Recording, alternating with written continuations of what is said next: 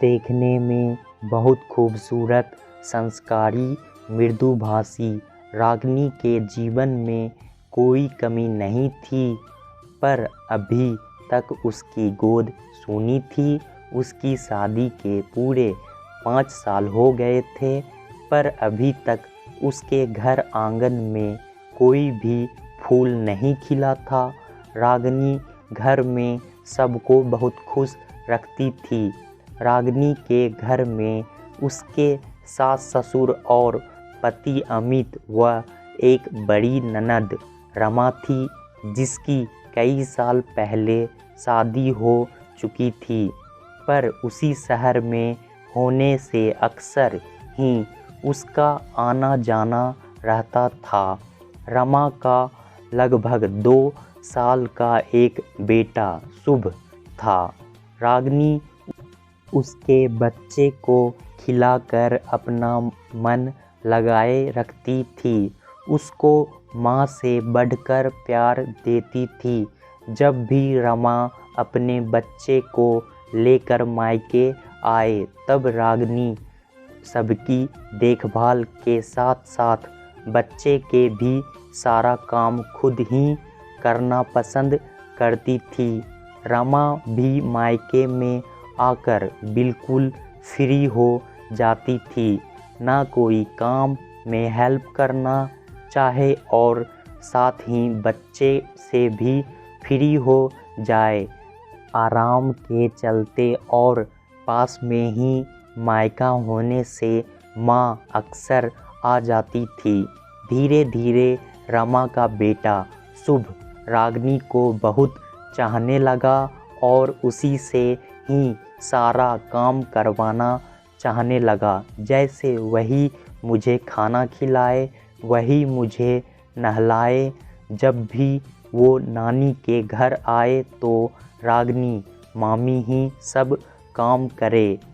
उस नन्हे शुभ का कुछ महीने बाद शुभ का रागिनी से इतना घुलना मिलना रमा को आँखों में खटकने लगा। पहले तो वह कुछ नहीं बोलती थी, पर जब एक दिन शुभ ने ऐसा बोला कि मैं मामी का बेटा हूँ, आपका बेटा नहीं हूँ, रमा को अखर गया। कुछ दिनों बाद बातों ही बातों में रमा ने रागिनी को ताना मार ही दिया कि अपनी गोद तो सूनी है, दूसरे के बच्चे को प्यार करने चली है। रागिनी को उस दिन पहली बार अपनी गोद सूनी होने का दिल से अफसोस हुआ। ननद रमा की बात इतनी बुरी लगी कि वह अपने कमरे में जाकर पूरे दिन रोती रही और जब अमित ऑफिस से आया तो उसने जिद किया कि अब हमें डॉक्टर को दिखाना चाहिए। हमने बहुत दिन मम्मी जी के कहने पर भगवान भरोसे छोड़ दिया कि भगवान जब चाहेंगे तब बच्चा हो जाएगा। अभी शादी को साल ही कितने हुए हैं, साथ ही तुम भी अपने ऑफिस के काम में इतने बिजी रहते हो कि कभी तुमने ध्यान ही नहीं दिया।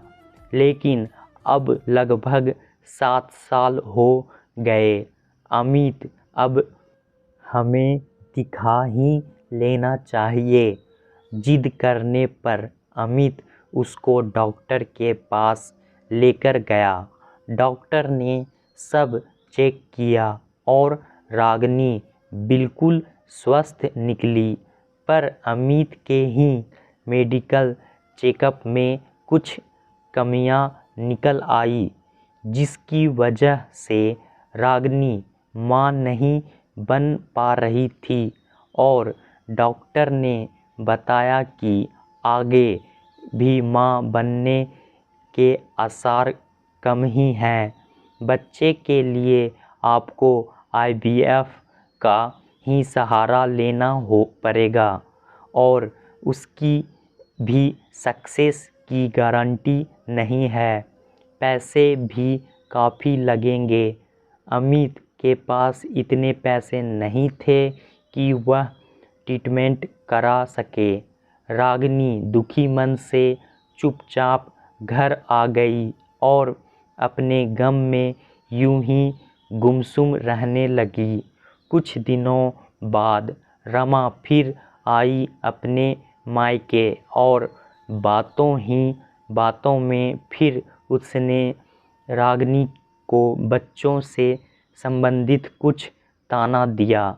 शांत रागिनी के दिल में फिर एक गहरी चोट लगी। उससे रहा नहीं गया और उसने बोला, दीदी अधूरी मैं नहीं हूँ, माँ नहीं बन पा रही हूँ तो इसकी जिम्मेदारी अकेले मेरे ऊपर नहीं है। कमी पति पत्नी दोनों में से किसी में भी हो सकती है, पर हमेशा महिलाओं को ही लोग ताना देते हैं, बांझ बोलते हैं। ऐसा क्यों? माँ ना बन पाने का अधिकार मैंने खो दिया, इसके लिए जिम्मेदार मैं नहीं हूँ। इतना कहकर रागिनी रोते हुए अपने कमरे में चली गई। रमा और रागिनी की सास दोनों रागिनी की बात सुन अवाक एक दूसरे का मुंह देखने लगी। फिर आगे से कभी भी रागिनी को यह बात बोलकर ताना नहीं दिया। दोस्तों, सिर्फ महिलाओं को ही अधूरा बांझ ऐसे शब्दों के द्वारा ताना देने की परंपरा समाज में बहुत समय से चली आ रही है, लेकिन एक औरत की ही सारी जिम्मेदारी नहीं होती।